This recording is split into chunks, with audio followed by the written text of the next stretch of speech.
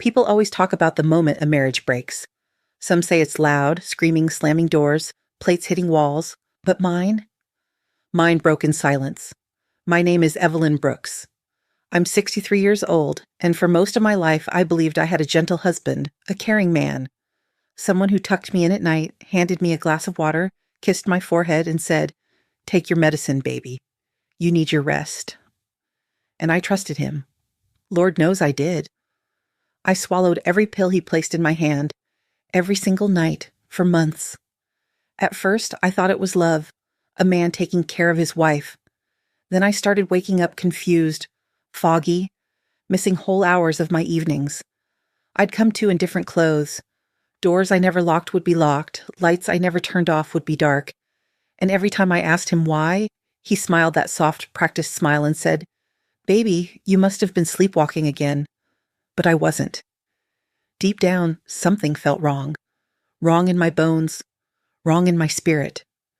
One night, I held the pill in my mouth, waited for him to leave, and spat it out. I pretended to sleep, breathing slow, body still. That's when I heard him. Footsteps, whispering. A door unlocking somewhere in the house I never knew had a lock. And when I followed him, quiet as a church mouse, and saw what he did when he thought I was unconscious, Lord, I knew my life would never be the same again.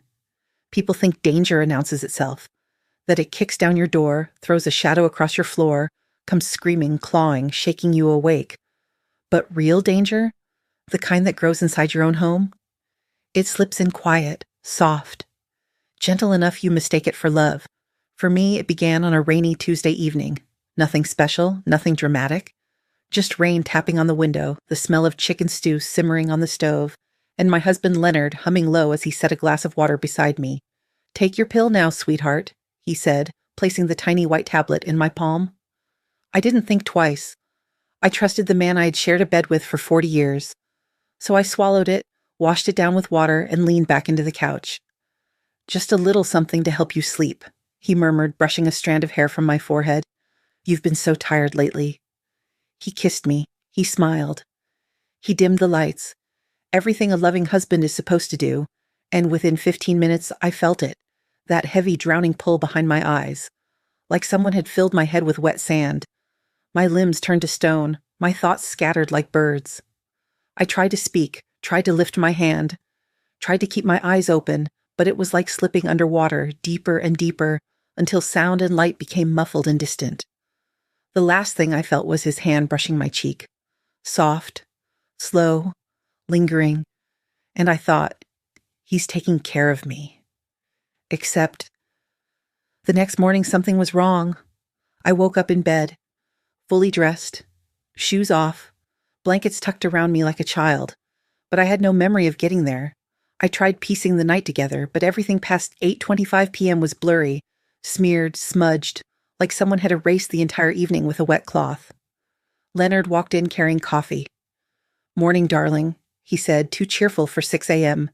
"You knocked out early last night." "What happened?" I whispered. He didn't even blink. "You were tired. Medication helped you rest." His tone was gentle, rehearsed, too smooth, but I brushed it off. I was 63. Maybe age was catching up to me. I told myself that. Over and over. The gaps continued. 2 nights later, I took another pill and woke up wearing a different nightgown than the one I fell asleep in, a dress I hadn't worn in years. I found the first nightgown in the laundry basket, still damp, like someone had scrubbed something off of it.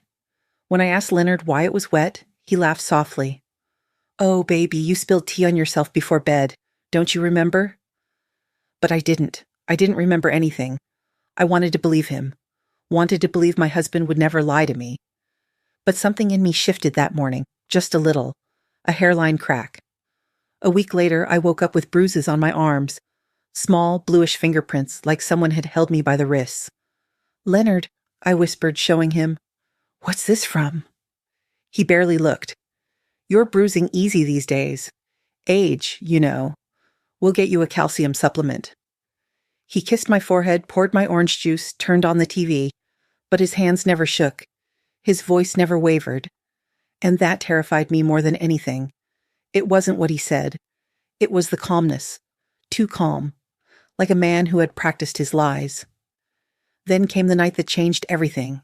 I had taken the pill, felt the darkness crawl up my spine, felt my muscles lock heavy and lazy, but right before I fell under completely, I heard it. A click. Soft, metallic, unmistakable. A door unlocking somewhere in our house. The sound sliced through my fog like a knife. Footsteps followed, measured, deliberate. Not wandering, not casual, purposeful. I tried to lift my head, but it was no use. The drug held me down, trapping me in my own body like a prisoner. Through the haze, I felt his presence near me. Leonard's breath on my cheek, his fingers checking my pulse, his voice whispering, "Good girl, just sleep." Then he walked away. I tried to fight it. God knows I tried. But the darkness swallowed me whole. When I woke up, the house smelled like bleach. The hallway lights were on. A chair had been moved. The rug near the basement door was slightly off. Leonard stood in the kitchen scrambling eggs, humming the same low tune. "Morning, sweetheart." He smiled. "So glad you slept well." But my bones felt cold. My spirit felt wrong. Something was happening in that house while I slept. Something Leonard didn't want me to see. And for the first time in my life, I was scared of the man who shared my pillow. People like to say the calm before a storm is peaceful. But that's not true. Not for me. My calm was quiet. Yes. But it was the kind of quiet that makes your skin itch. The kind that whispers that something is watching you from the corner of the room. The kind that tells you the life you thought was safe has already cracked open. But back then, I didn't know how deep that crack went. I just knew something felt wrong, and I couldn't explain it. So I did what women my age are taught to do. I tried to convince myself everything was fine. Leonard wasn't always like this. There was a time, not even that long ago, when he was gentle, when he made me laugh until my ribs hurt, when he cooked me oatmeal every morning and left sticky notes on my fridge saying things like, "Don't forget your sweater, love you." He used to hold my hand in the grocery store, used to hum while fixing the sink, used to dance with me in the kitchen to old soul music. I clung to those memories like a lifeline. Because the Leonard I was living with now, he felt like a stranger wearing my husband's face. But part of me kept saying, maybe it's stress, maybe it's age, maybe you're the one imagining things. That voice, the one that tells women to doubt themselves, is powerful, too powerful, and that voice almost killed me. After the bruises, after the memory gaps, after the strange noises at night, I tried to look for normal, but normal had been slipping away piece by piece without me noticing, like the way Leonard had started locking the bedroom door from the outside once I fell asleep. He said, "It's for safety. You toss and turn too much." Or the way he unplugged the landline phone because the static was bothering him. Or how he insisted on taking over all the grocery shopping, saying, "You shouldn't strain yourself. Let me handle it." Or how he replaced the locks on the basement door without telling me, then moved a heavy cabinet in front of it. I told myself these were quirks, annoyances, signs of a husband becoming overly protective in his older years. But looking back, those were signs of a trap being built, a trap I was living inside. It was subtle at first. I'd be cooking dinner, humming along to the radio, and I'd feel eyes on me. I'd turn, Leonard would be standing in the doorway, arms crossed, staring like he was studying me, not lovingly, not admiringly, analyzing me. "Something wrong?" I asked. He smiled, too fast. "No, baby, just checking on you." He did it again the next day. And the next. Watching me from the hallway, watching me from the living room, watching me from behind the kitchen island. Once, I caught him in the middle of the night standing beside the bed, just watching me sleep. When he realized I was awake, he smiled and said, "I was making sure you were breathing right." But I didn't believe him. Not anymore. Small things matter. Little things tell the truth long before big things explode. Leonard used to call me Eve, or baby, or sweetheart. But one morning, when I asked him what he had planned for the day, he said, "You don't need to worry about that, Evelyn." Evelyn. My full name. Cold, formal. Distance in just 3 syllables. I stood there in my bathrobe, holding my coffee, feeling like someone had drained the warmth out of the room. Marriages don't break in dramatic moments. They break in whispers, in names said wrong, in eyes that look through you instead of at you, and Leonard's eyes were starting to look past me, like he wasn't seeing a wife. He was seeing a task, a responsibility, a problem. One evening after dinner, he brought me the usual pill, small, white, quiet. I held it between my fingers and said softly, "Leonard, I don't want to take these anymore." His smile vanished, just disappeared. "Why not?" he asked, not curious, but accusing. "They make me too sleepy," I said. "I feel disconnected." He stepped closer, lifted his chin slightly. "You need them." His voice wasn't angry, it was final, a verdict. Before I could respond, he placed the pill in my hand and said, "Take it." Something inside me, something deep, instinctual, curled in fear. I hesitated, and that tiny hesitation changed his eyes, darkened them, collapsed whatever patience he had left. "Swallow it," he said. I did, because I didn't know what would happen if I didn't, because I was scared, because that was the moment I realized the man who once cared for me was now controlling me. And control is the first sign of something far worse. A few days later, I woke up from another drugged sleep and found Leonard sitting on the edge of the bed, holding my wrist, counting my pulse, just staring at me. I pretended to still be asleep. He leaned close to my ear and whispered, "Soon." Just that one word, soon. And then he walked out. The storm was coming, and my body, my heart, my bones, they all finally recognized it. Because whatever soon meant, I knew it wasn't meant to save me. The very first event that told me something was seriously wrong, that something in my home had crossed a line I didn't even know existed, happened on a night so ordinary it should have faded from memory, but instead it became the moment I stopped lying to myself. I don't know what pulled me out of that drugged sleep. Maybe it was instinct. Maybe it was God. Maybe my spirit knew what my body couldn't fight. But sometime around 2:13 a.m., I remember because I glanced at the alarm clock glowing red through the haze. My eyes fluttered open. I couldn't move much. The pill hadn't worn off. My head felt heavy, my limbs like damp sandbags. But I could hear, and what I heard chilled every bit of blood in my body. Footsteps, slow, deliberate. Not the way someone walks when they're getting water or going to the bathroom. These footsteps weren't random. They were coming toward me. I forced my eyes open wider. Leonard stood beside the bed, not reaching for the blanket, not checking the window, not picking something off the floor, just staring at me. His silhouette cut against the dim hallway light, shoulders rigid, head slightly tilted like he was studying something under glass. "Leonard?" My voice sounded small, weak. He didn't answer. He didn't even flinch. He just leaned closer, his face inches from mine, close enough that I could feel his breath on my cheek.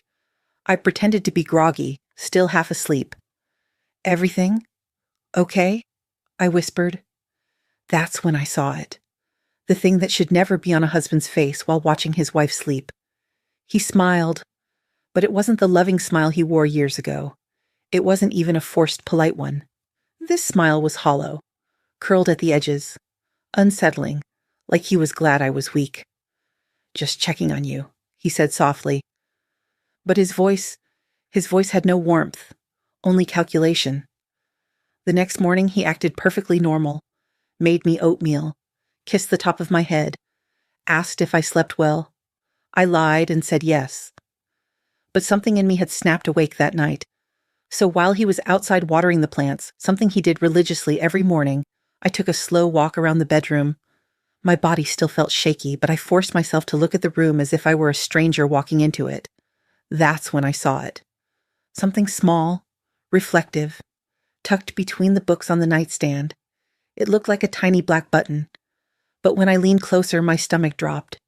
It was a miniature camera, pointing directly at the bed. My throat went dry. My heart started slamming against my ribs. I picked it up with trembling fingers. It wasn't dusty, wasn't old. It was new. He had put it there recently. My hands shook so bad I nearly dropped it. I shoved it into my pocket just as I heard the back door open. Leonard walked in, wiping his hands on a towel, smiling as casually as ever. "Everything okay, sweetheart?" I smiled back, a lie I had to sell. "Everything's fine." Inside, I was screaming. That night, while Leonard snored beside me, I made a decision. If my mind was slipping, If these pills were erasing my memories, I needed a record, something he couldn't manipulate. So the next morning, I bought a small floral notebook at the dollar store. I tucked it under my pillow, and every night before swallowing the pill, I scribbled everything I could remember from the day: how long I slept, what I ate, what Leonard said, any noises I heard, any gaps in my memory. But 3 days later, I woke up to the pillow feeling lighter. The notebook was gone. I tore the bed apart, checked my dresser, checked under the mattress, checked the living room trash. Nothing. Leonard appeared in the doorway holding a laundry basket. "You looking for something?" I froze. "Just lost my glasses," I lied. He walked in, placed the basket on the floor, and tilted his head. "You've been distracted lately," he said, voice dripping with subtle accusation. "You should rest more. Focus on healing." Healing from what? He never said. But his eyes held something sharp, like he was checking whether I suspected anything. I forced a laugh. "Maybe you're right." But inside, panic clawed at my ribs. He had found the journal, he had taken it. He wanted my mind blank. 2 evenings later, after another forced pill, I drifted into that heavy fog. But something strange happened. For the first time, my body didn't go fully under. I heard movement, soft, quiet, methodical. Leonard's breath, right beside me. The mattress dipped, fingers brushed my eyelid, checking if it twitched. He thought I was unconscious. I kept my breaths even. Slow. He lifted my arm, let it drop. Testing. Then I felt him reach under the bed. A soft metallic sound. A drawer. A lock. After a moment, he stood up and whispered, barely audible, "Just a few more nights." My blood went ice cold. A few more nights. Until what? What was he waiting for? What was he preparing me for? And why did he sound so sure I wouldn't fight back? When he left the room, I stared at the ceiling, wide awake despite the drug pulling at my consciousness, and for the first time since this nightmare began, I whispered into the darkness, "I think my husband is going to hurt me." Saying it, acknowledging it, felt like betrayal, but it was the truth. The man I shared 40 years with, the man I cooked for, cared for, trusted with my life, was sabotaging my mind, my body, my nights. And I knew then, deep in my bones, that whatever he was planning was getting closer. The older you get, the more you learn how to read the world through small things. Not through big events or loud arguments, but through the quiet changes, the little shifts, the almost nothings. Because it's the small details that tell the truth long before the truth shows its face. And in my house, those small details started piling up like dust in corners I didn't realize had been neglected for years. The first thing I noticed was the medicine cabinet. Leonard used to leave it wide open, bandages falling out, Tylenol bottles rolling everywhere. He was messy that way. But now the cabinet was locked every single day. The key never left his pocket. And when I reached for the handle once, just curious, "Don't touch that," he snapped, sharper than I'd heard in years. I froze. "It's just the blood pressure pills," I said softly. "I can grab them." "I said I'll handle it," he hissed. His face softened immediately afterward, like he realized he'd shown too much. "Sorry, honey, I'm just protective." But the apology felt mechanical, practiced, like he had rehearsed it. And I kept thinking, why does a man need to lock away medicine that belongs to me? A few days later, a package arrived. Nothing unusual. We order things all the time. But this one, Leonard grabbed it off the porch like a kid protecting a secret toy. When I asked what it was, he said, "Just a part for the lawnmower." Except the lawnmower wasn't broken, and he took the box straight into the basement he now kept locked, and came out empty-handed. But the trash pickup was the next morning. When he left for errands that afternoon, I slipped outside and checked the bin. The box inside wasn't for a lawnmower. It was for medical grade tubing and sterile collection bags. My hands trembled so bad I dropped the box. What on earth was he doing with that? One morning I slipped while cleaning and grabbed the doorknob to steady myself. The knob nearly came off. The screws looked twisted, forced, like someone had tampered with it. I asked Leonard about it that evening. He looked at the doorknob, then at me and said, "Don't worry about it." That was it. No explanation. No reason. No attempt to make it sound normal. Just don't worry about it. And that's when I realized he didn't care if his lies made sense anymore. He only cared that I stopped asking. One night, after he drugged me, I fought the sleep long enough to notice something strange. When Leonard walked out of the room, every light in the house clicked off at the same time. Not one by one, not gradually. A single click, like someone had hit a master switch. The house sank into silence, into stillness, into something that felt controlled. The next morning, I checked the fuse box. There was a new switch inside. Labeled with handwriting I recognized. Master lights, night mode. Night mode? For what? Why? I didn't ask him. I was afraid of the answer. A few days later, I noticed Leonard kept a small notebook in his pocket. A black one. Leather cover. New. Every morning he took it out, scribbled something, then tucked it away quickly if I walked into the room. One afternoon, he left it on the counter when he went to the bathroom. My heart hammered. My body screamed at me not to touch it. But something deeper whispered, "You need to know." I picked it up. Most pages were in some kind of shorthand I didn't understand. But on one page, near the middle, a date was circled. October 14th. Underneath, he'd written one word. Ready. Ready for what? Ready for who? My stomach tightened so violently I thought I'd be sick. I placed the notebook back exactly where it was, exactly how it was angled, exactly how the page lay. But Leonard must have counted seconds from the moment he walked out of the bathroom, because he looked at me differently. Suspicious. Cold. "Everything okay, Eve?" he asked. Yes, I lied too quickly. He didn't move. Didn't blink. He just stared at me like he was trying to decide something. Then quietly he said, "You shouldn't pry into things you don't understand." And that sentence, that simple sentence, felt like a hand closing around my throat. This was the detail that broke me. One evening, while cleaning behind the dresser, I found faint scratch marks along the baseboard. Deep ones. Like nails dragging along wood.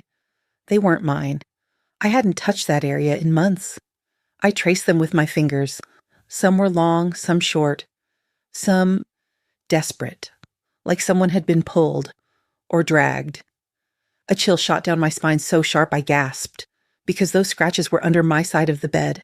And I didn't remember ever being on that floor. I stood in the doorway to the bedroom, heart pounding against my ribs, staring at the bed I'd slept in for 40 years. Everything around me suddenly felt sinister, wrong, like the home I knew was fading, and a darker version was revealing itself underneath. The locked cabinet, the medical supplies, the calendar, the bruises, the scratches, all those little details, they weren't coincidences, they were warnings, clues, signs that something terrible was happening in my own home, and that Leonard wasn't protecting me. He was preparing me. For what? I didn't know yet. But I was running out of time. Suspicion isn't loud. It doesn't crash in like thunder or scream in your face like a warning siren. Suspicion creeps. It curls around your ankles like smoke. It taps your shoulder just enough to make you turn, but never enough to see the whole truth. And in my house, suspicion had started to breathe. It breathed in the walls. It breathed in the silence between Leonard's sentences. It breathed in the air every time he walked past me too slowly, or smiled too gently. I knew something was wrong. But part of me kept whispering, "Don't accuse him. Don't start a fight. Don't make things worse." I didn't know yet that things were already worse than I could imagine. One afternoon, I was folding towels in the laundry room when I felt someone behind me. Close. Too close. I turned and Leonard was standing in the doorway, not saying a word, not smiling, just watching. He blocked the whole frame with his body, his face unreadable. "Leonard?" I forced a laugh. "You scared me." He didn't blink. "You didn't take your pill last night," he said quietly. My heart nearly stopped. I had swallowed it, but I spat it into a napkin when he turned away and flushed it later. "Of course I took it," I said, trying to keep my voice steady. He stepped closer. "I checked the medicine bottle." My mouth went dry. He wasn't stupid. He was counting the pills. I shrugged. "Maybe you miscounted." "No," he said calmly. "I'm very precise." He reached out and touched my chin, not lovingly, not with concern, more like he was adjusting something. "Make sure you take it tonight," he whispered. His breath felt cold on my cheek. I nodded, but inside every nerve in my body was screaming. That evening, he made us dinner. Pot roast, carrots, mashed potatoes. He cooked the way he always did, slow, careful, humming under his breath. But I noticed something new. He never looked away from me. Not once. Not while chopping vegetables. Not while stirring the pot. Not even when he handed me the plate.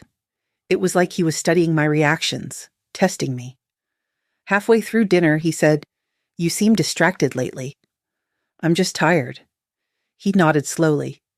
"Tired? Or hiding something?" My fork paused midair. What's that supposed to mean? He smiled, small, controlled. Just making sure we're honest with each other. But the way he said honest felt like a threat. I pushed my plate away. "I think I'll skip dessert."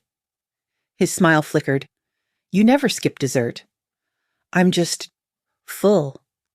"No," he corrected gently. "You're nervous." And then he leaned back in his chair, eyes narrowing just slightly, and said the words that froze my blood. "Is there anything you want to tell me, Evelyn?" He said it like a man giving someone one last chance. I forced myself to look calm. "No, nothing." He stared at me for a long, heavy moment. Then he whispered, "Good," and continued eating, like nothing had happened. But something had. The ground between us had cracked open. Later that night, he brought me my pill, the small white one he insisted I take. Except this time, he didn't hand it to me. He placed it on my tongue himself. Then he held the glass of water to my lips. "Swallow," he said softly. I did. Or at least, I made it look like I did. I pressed the pill under my tongue, letting the water wash over it. He watched my throat carefully, waiting for the swallow. I forced my muscles to mimic it. He smiled faintly. "Good girl." Then he walked out, turning off the lights. But something felt different. He hadn't turned off the hallway lights like usual. They stayed on, dim but on, casting a low glow under the bedroom door, like he wanted to check on me.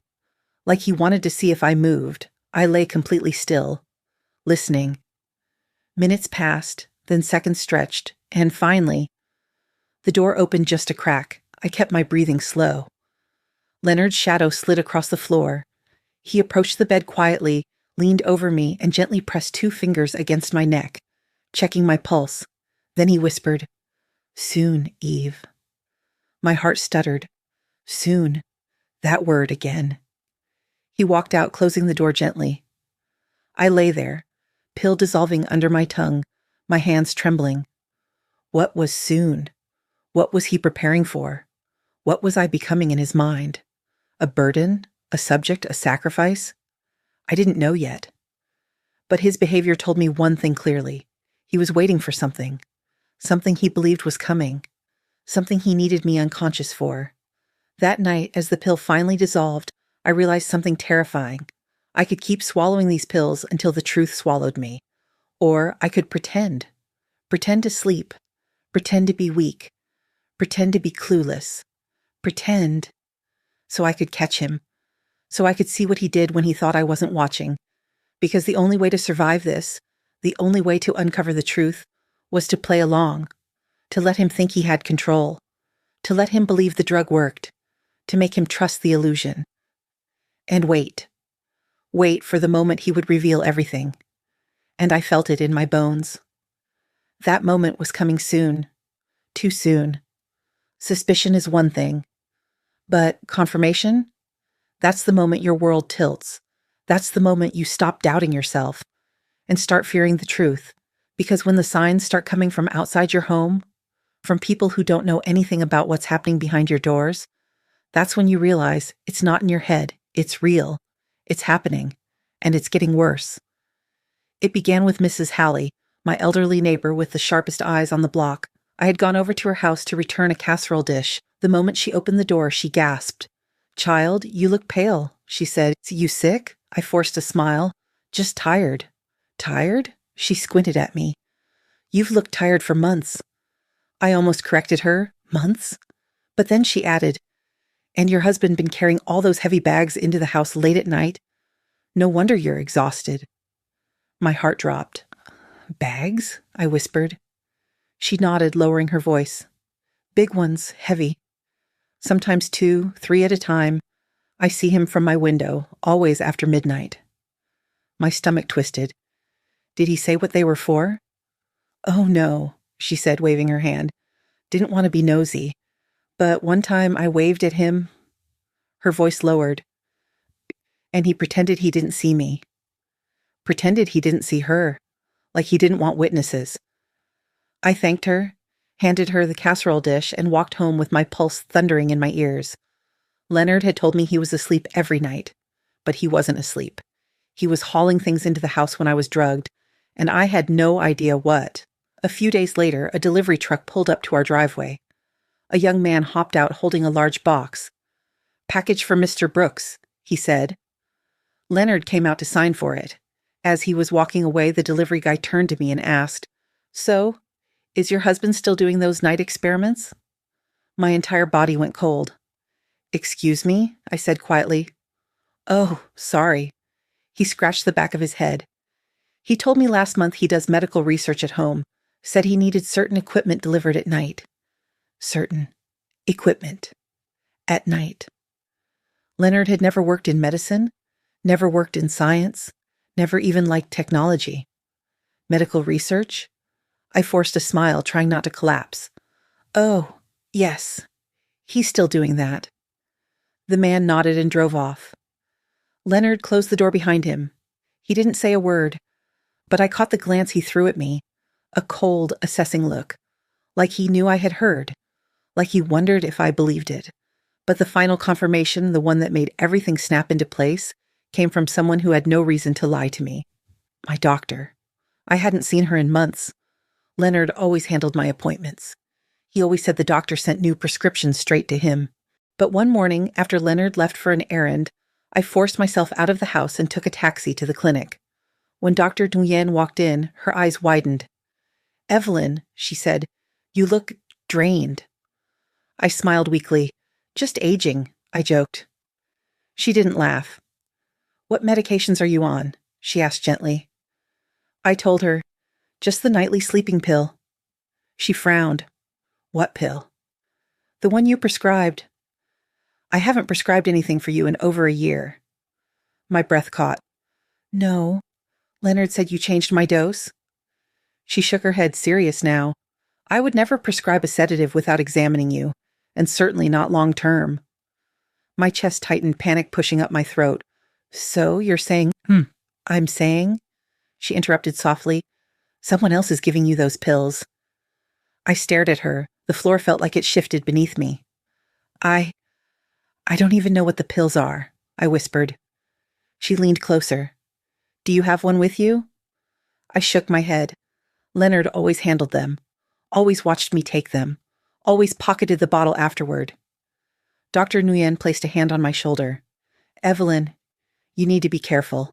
Long-term sedation without supervision is dangerous." Dangerous. The word echoed in my skull like a bell. Dangerous. Not helpful. Not medication. Not treatment. Dangerous. I felt my hands trembling. "What should I do?" I whispered. She hesitated, carefully, deliberately, and said, "Is there someone at home who might benefit from you being asleep?" That was the moment I broke. A sob cracked out of me before I could stop it, because the only person who benefited from my unconsciousness was the man I shared a bed with. When I returned home, Leonard greeted me at the door with a strange expression, like he already knew where I'd been. "You left without telling me," he said. His tone wasn't worried, it was reprimanding. "I needed air," I murmured. He stepped closer. "You look upset." A pause. "Did someone say something to you?" I shook my head. "No." But he kept staring, his pupils searching my face, his jaw tightening, like he was studying me, evaluating me, deciding something. And in that moment, with his eyes drilling into mine, I finally accepted the truth. Leonard wasn't protecting me. He wasn't helping me. He wasn't caring for me. He was preparing me for something I still couldn't see, but could feel closing in. And if I didn't act soon, whatever he was planning would happen, and I might not survive it. There comes a moment in every woman's life when she has to stop hoping and start acting. I reached that moment standing in my own kitchen, staring at the man who claimed to love me, a man who now watched my every blink, my every breath, like he was waiting for a mistake, or waiting for a moment. That day, after returning from the doctor's office, something in me shifted. It wasn't loud or dramatic, it was quiet. A click inside my spirit, a realization. Leonard wasn't going to stop. And if I didn't do something now, I was going to disappear. That evening, Leonard cooked again. Salmon, rice, steamed vegetables. His comfort meal. He moved around the kitchen like a man at peace. Focused, precise, calm. But calmness can be terrifying when you don't trust the hands creating it. He set the plate in front of me and sat across the table, watching me eat. Not talking, not chewing, just watching. At one point, his fork hovered in the air as he said, "You know I only want what's best for you, right?" My throat tightened. "Of course." He nodded slowly, almost approvingly. "Good, because things will be easier if you trust me."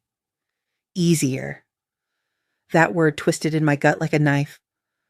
After dinner, he washed the dishes, humming that low, familiar tune, while I sat at the table gripping my own fingers under the surface, counting my breaths, preparing myself, because I knew what was coming next.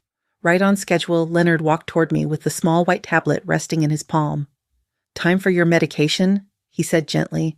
That softness, that tender tone, used to make me feel safe. Now it felt like a trap wrapped in silk. He handed me the pill, but this time he didn't step back. He waited, eyes sharp, patient, watching. He had become more careful, more suspicious. I forced a small smile. "Thank you," I whispered. I placed the pill on my tongue. He lifted the glass of water. "Drink." I took a small sip. Then I swallowed, or at least made the motion of swallowing, and opened my mouth slightly so he could see. His eyes narrowed, scanning my tongue. For a moment, I thought he'd caught me. Then he relaxed. "Good," he murmured. But I didn't relax, because the pill was still under my tongue, pressing bitter and chalky against my nerves. He didn't leave the room immediately. He lingered, circling the table once, then twice. Finally, he leaned down and kissed the top of my head. "Sleep well, Evelyn." His breath touched my ear. "Tonight is important." Important. The word sent a cold wave rushing through my body. I held my breath until he finally walked away, turning off the lights and closing the bedroom door behind him. Then, only then, I spat the pill into my hand. My pulse thundered so loud I thought it would shake the walls. This was my chance. My only chance. I slipped into bed, positioning myself exactly where I usually lay. Same angle, same breathing pattern, same slight curl of the fingers. I had practiced this moment in my head for days. I let my eyelids flutter closed, forcing my breathing into long, heavy rhythms. I waited and waited. Minutes stretched into something long and thin and unbearable. Then, soft footsteps. He was checking. The door opened just 2 inches.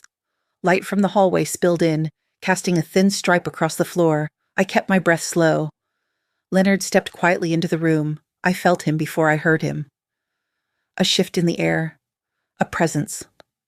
He walked to my side of the bed, leaning in, studying me.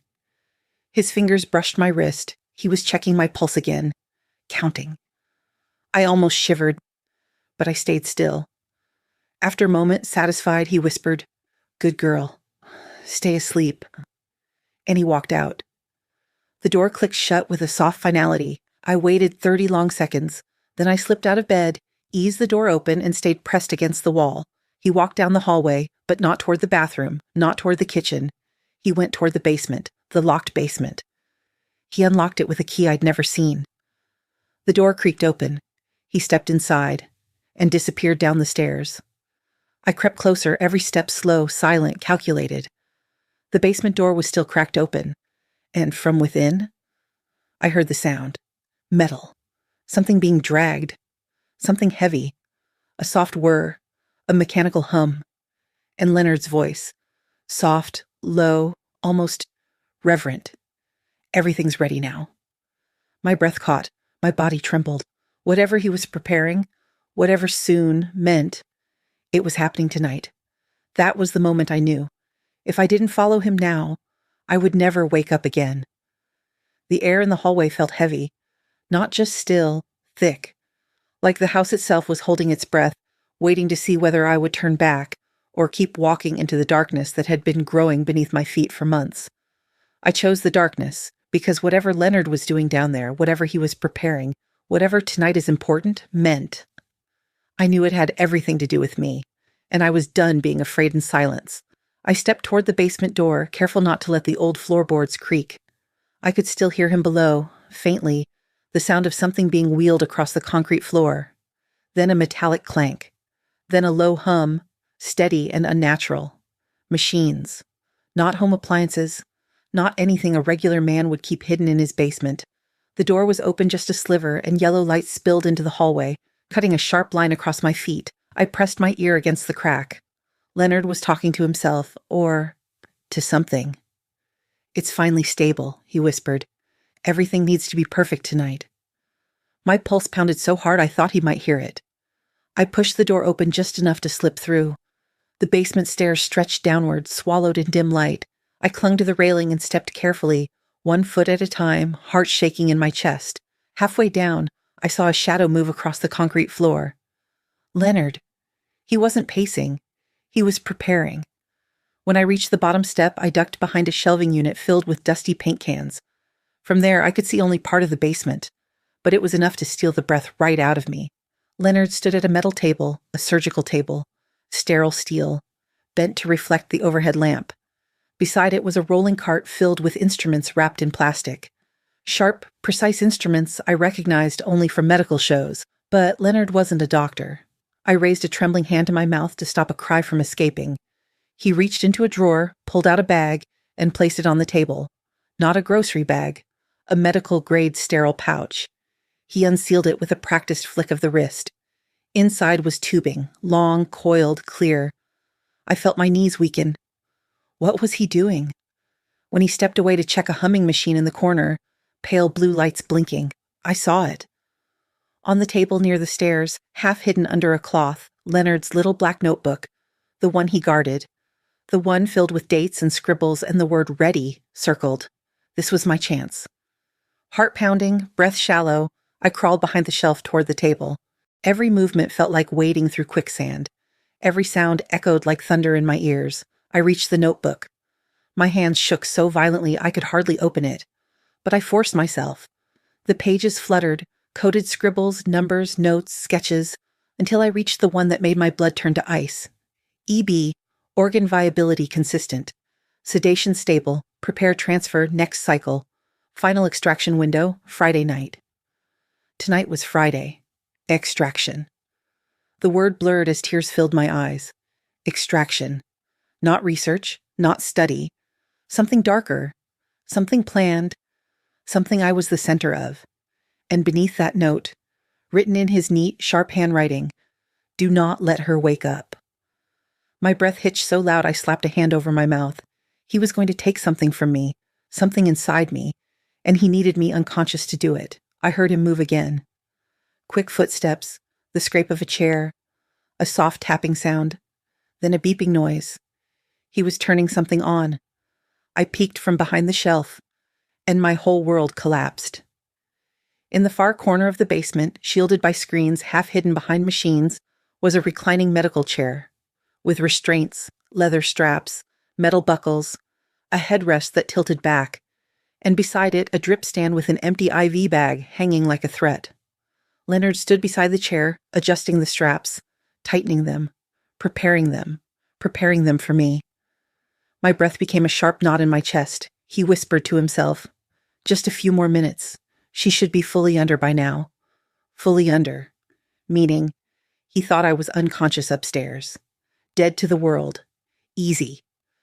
Which meant I still had time, was a tiny, fragile window, before he came back up to get me. As he turned away to power up another machine, something slipped from his pocket. A photograph. It fluttered onto the concrete floor. When he moved to the other side of the room, I crawled forward, snatched it up, and raised it toward the dim light. It wasn't a photo of us, not one of our kids, not family.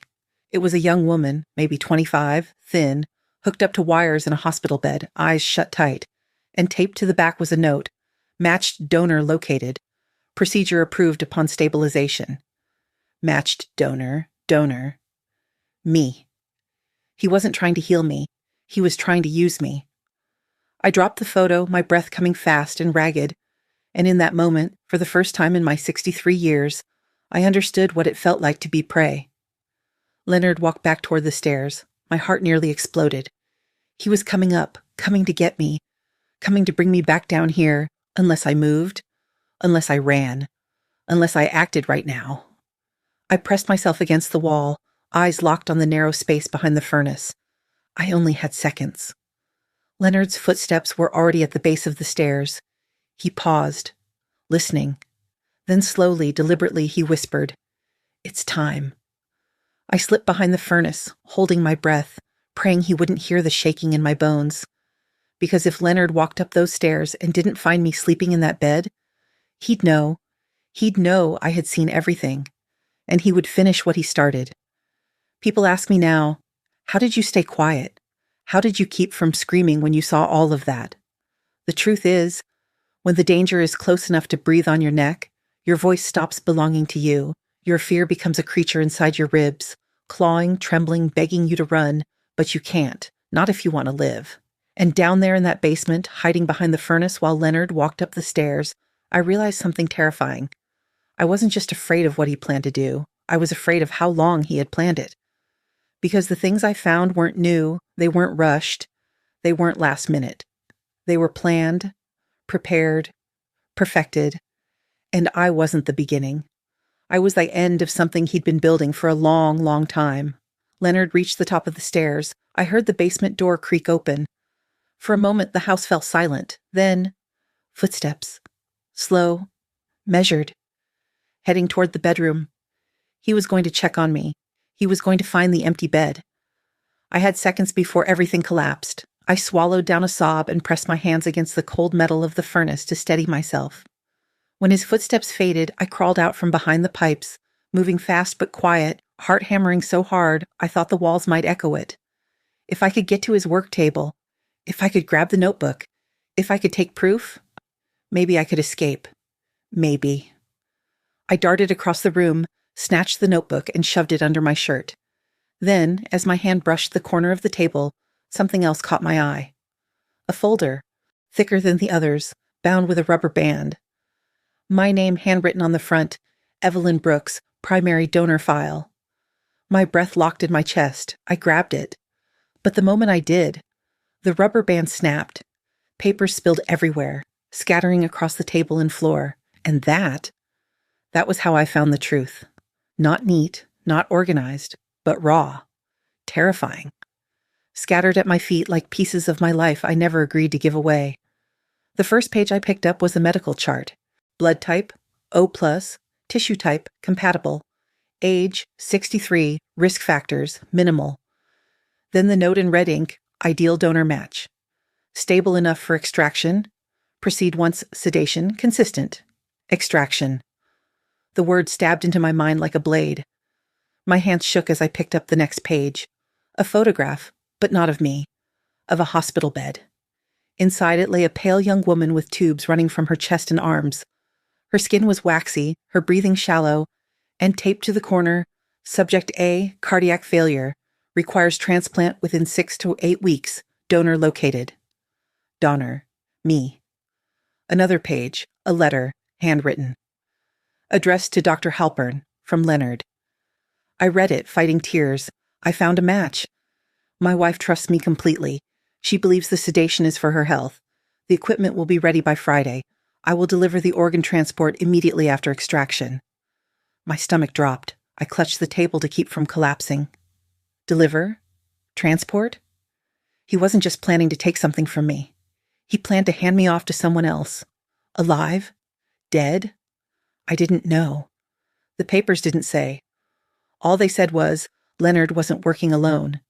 There were other names, other signatures, other notes. This wasn't a husband losing his mind. This was an operation, a chain, a system, and I was next in line. As I sifted through the papers, pieces of the past few months began sliding into place like a jigsaw puzzle from hell. The sleepwalking, the bruises, the medication. None of it was about rest. None of it was about health. It was conditioning. He needed me compliant, sedated, predictable. He needed my body weak enough not to fight back. He needed my nights silent. He needed my mind fogged. He had been prepping me like someone preps meat before a feast. A hot tear rolled down my cheek. He had been feeding me to the slaughterhouse with a kiss on the forehead. A single sheet slid across the floor and bumped against my foot. I bent down, picked it up with trembling fingers, and read, Procedure Outline. Patient, E. Brooks. Role, Donor Priority. Urgent Estimated Duration, 2 hours, Post-Extraction Protocol, Disposal. The last word nearly made me faint. Disposal. They didn't plan to save me. They didn't plan to keep me alive. There was no hospital, no recovery, no after. Leonard planned to end me with his own hands.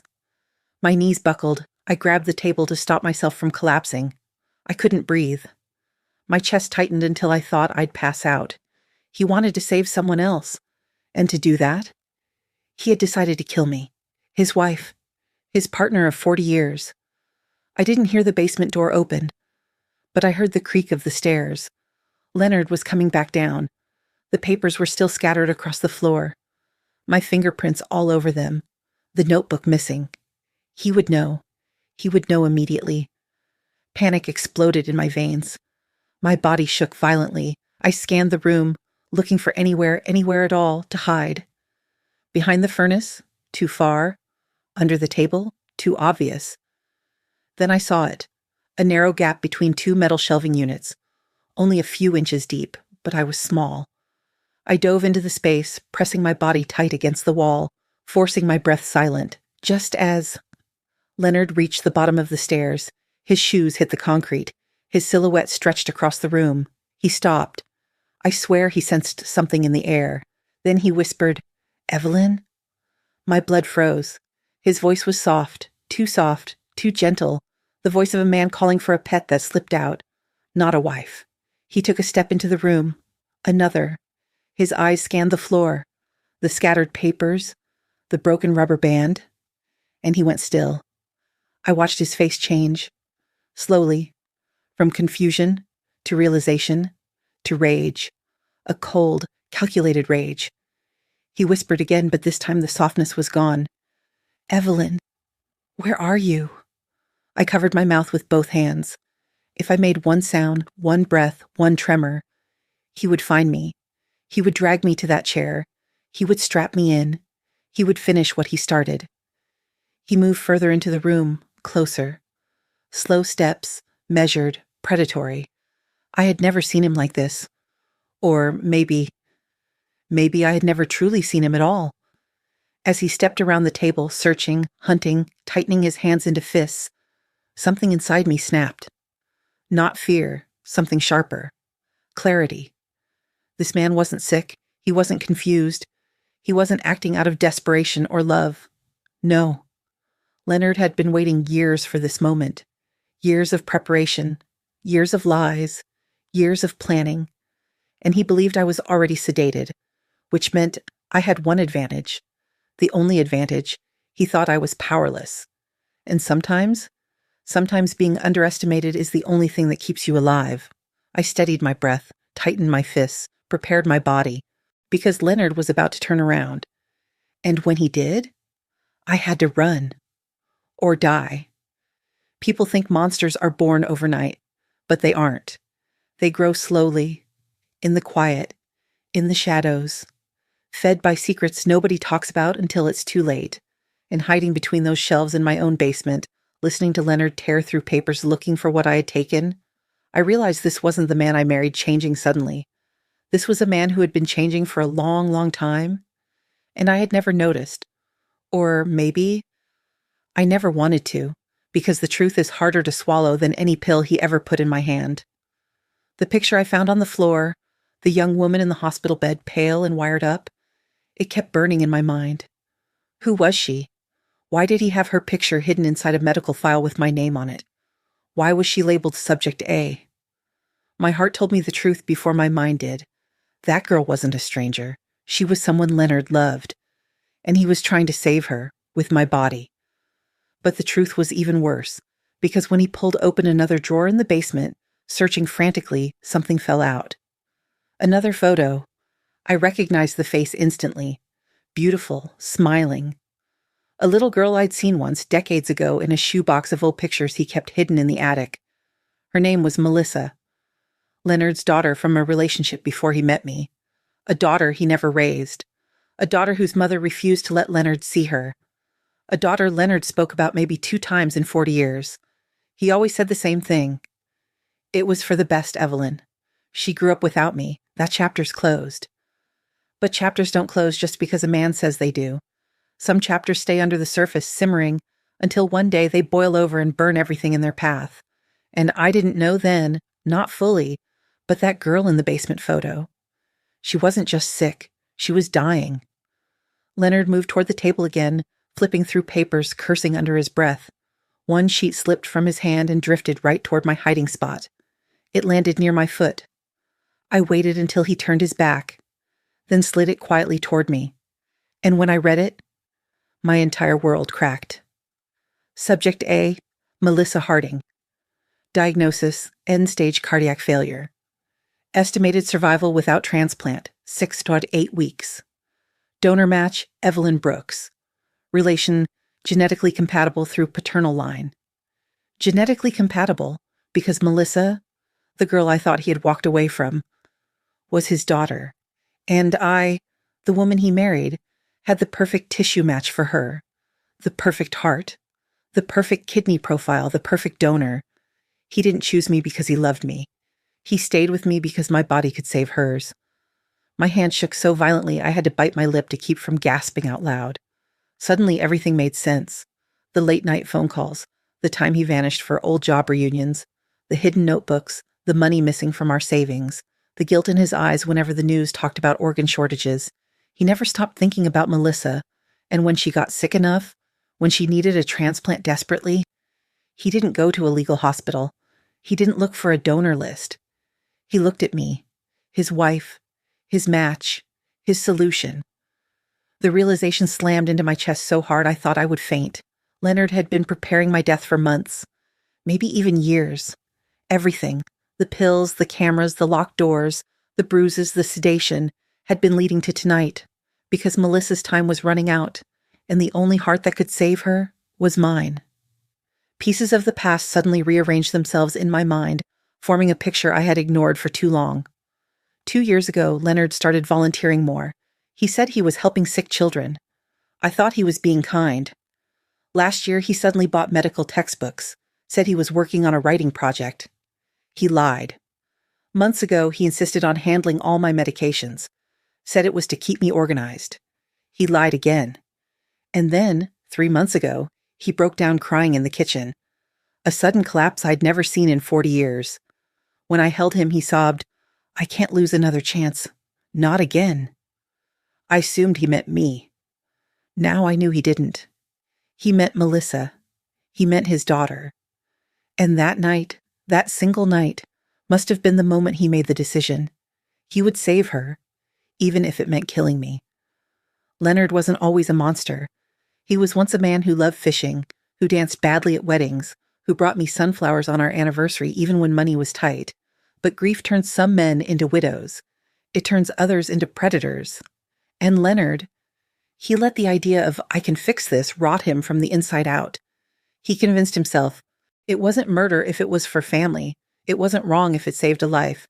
It wasn't evil if he did it quietly. He turned love into a weapon, and I was the one he aimed it at. Leonard stepped toward the shelves near where I was hiding. My breath hitched. He was inches from finding me, inches from discovering I knew everything. And as his shadow passed over my hiding place, I realized something with razor-sharp clarity. There was no saving him, no reasoning with him, no explaining or escaping or hoping. The man coming for me wasn't my husband. He was a father desperate enough to kill, a man who had already chosen his daughter's life over mine, a man who believed I wasn't a person anymore, just a body, a donor, a heart that could be taken.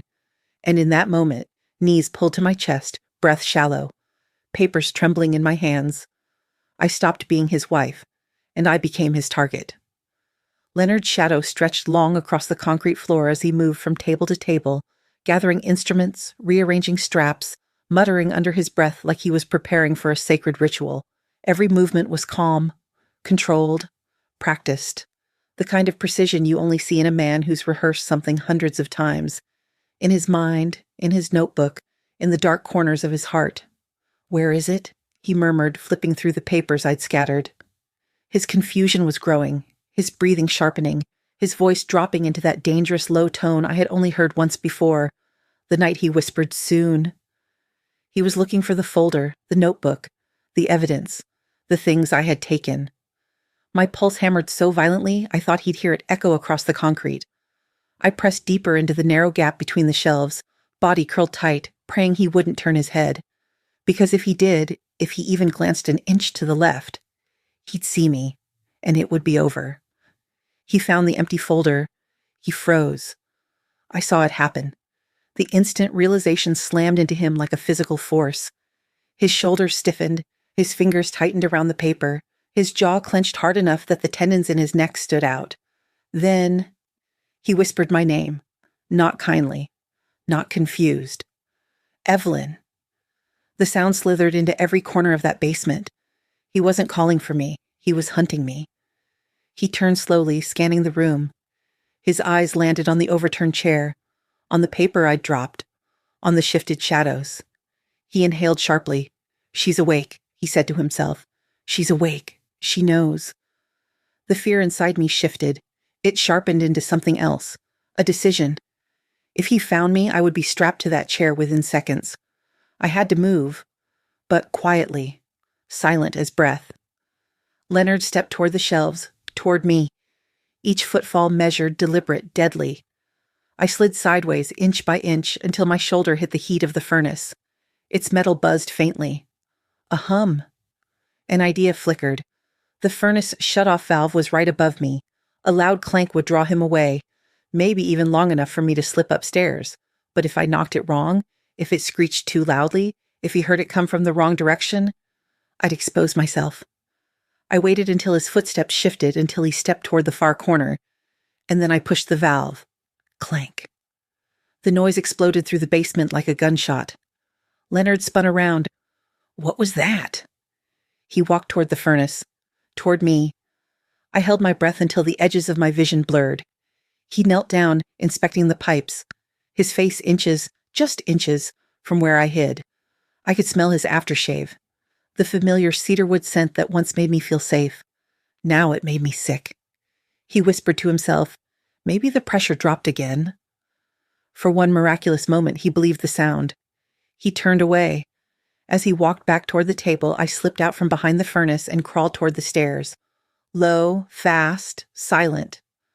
My hands shook so hard I could barely grip the railing. I made it up the first 2 steps, then the floorboard creaked. Just one. Just enough. Leonard froze. Then he turned, slowly, and our eyes met. Evelyn. My name left his mouth like a verdict. I bolted up the stairs. Not running, flying. My legs didn't feel like legs. They felt like terror, propelling me upward in blind, breathless desperation. "Evelyn!" he roared, the basement erupting with the sound of his footsteps. He was fast, stronger than me, younger than me. But fear is a powerful engine. I slammed the basement door shut and threw my weight against it. He hit it hard from the other side. "Open the door!" Another slam. The hinges groaned. "You don't understand," he shouted. "She needs you. Please, just listen." I screamed back, voice cracking. "You are going to kill me." He slammed again. "Not kill you. Save her." "I'm not a donor." "Yes, you are," he screamed, voice breaking into something raw and frightening. "You're the only one who can save my baby girl. You're perfect." His baby girl, not our baby girl, his. He slammed again, hard enough that the door frame splintered. I staggered away from the door, knowing it wouldn't hold. I ran. Down the hall, into the kitchen. Leonard burst out behind me like a storm breaking loose. He caught me near the counter, grabbing my wrist so tightly I thought the bone would snap. "Stop fighting!" he yelled, spit flying. "You don't understand. You're going to die anyway. This way, at least you save someone." Oh. I clawed at him, at his face, his arms, anything. He dragged me toward the stairs, strength fueled by pure desperation. "You're my wife," he shouted. "You should want to save her."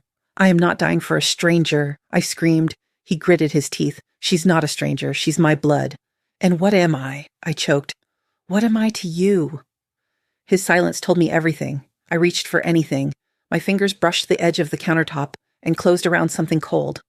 A metal object. I swung on instinct. Crack. He stumbled back, clutching his forehead. I looked down. A cast iron skillet. He staggered, dazed. But not down. Not yet. He reached for me again, and I swung again. Crack. This time he went to his knees. Still conscious, still grasping for me. You don't understand," he slurred. "She's dying. Evelyn. I need to live," I whispered. He lunged weakly, fingers brushing my ankle. I swung one last time. Crack. Leonard collapsed, unmoving, breathing, but out. I dropped the skillet and staggered back, chest heaving. My hands shook so violently I thought they'd break apart. I grabbed the phone, fingers slipping across the buttons, and dialed the only number I could think of. 911, the operator said. "What is your emergency?" I looked at Leonard's motionless body, at the open basement door, at the sealed folders, at the stolen machines. "My husband," I whispered. "My husband was trying to kill me." The police came. Paramedics, detectives. They found everything. The equipment, the notes, the photos, the donor files, the surgical table, the restraints, all of it. Leonard woke up screaming her name. "Melissa, Melissa," as they handcuffed him. He looked at me like I had betrayed him, like he was the victim. I didn't speak. I didn't cry. I just watched the man I had loved, the man I had trusted, the man I had married, get dragged out of our home like the monster hiding beneath a mask for 40 years. People say the scariest part of surviving something traumatic isn't the moment you're fighting for your life. It's the moment after, when you finally sit in the quiet and realize how close you came to losing everything. And standing in the middle of my kitchen that night, the skillet still on the floor, paramedics rushing Leonard out on a stretcher, detectives searching every corner of my home, I felt that quiet. It sank into my bones like cold water. I wasn't shaking because of fear anymore. I was shaking because of relief. For the first time in months, I was awake. Truly awake. The police spent hours collecting evidence. They told me gently that what Leonard had built downstairs, it wasn't new. And it wasn't just for me. There were older files, failed attempts, plans he had abandoned, people he never reached but fully intended to. Melissa's medical records were confirmed. She was real, she was sick.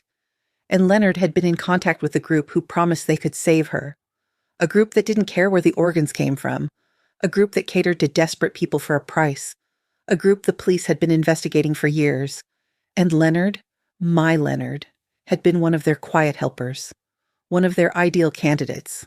A man with a donor inside his own home. One detective asked gently, "Did you know he had a daughter?" I nodded weakly. But I never knew he knew where she was. Or that she was dying. The detective's voice softened. People do unthinkable things when grief and desperation mix. But I wasn't ready to feel sympathy. Not for a man who planned my death. Not for someone who drugged me every night with a kiss on the forehead. Grief isn't an excuse. Desperation isn't permission. Love is never a reason to become a monster. I stayed with my sister for a while. The house felt wrong without Leonard in it. But not because I missed him. It felt wrong because it wasn't a home anymore. It was a crime scene. A battlefield. And even after the police sealed the basement, even after they took the equipment, even after the floors were scrubbed and the walls were cleaned, I could still feel it. The poison of his intentions lingering in the air. So I left it behind. Everything. The house, the furniture, the bed where I pretended to sleep, the kitchen where he watched me, the hallway where he whispered soon. I bought a little apartment closer to my sister, sunny windows, clean walls, no basement. And for the first time in a long time, I slept through an entire night without fear creeping into my dreams. People expect healing to look like sunlight and music and gratitude. It doesn't.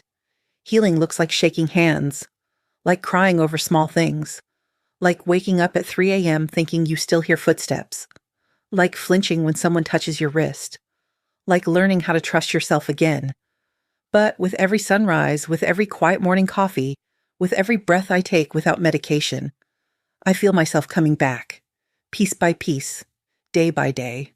I'm not the woman he tried to turn into a donor. I'm not the woman he drugged. I'm not the woman he underestimated. I'm the woman who survived him.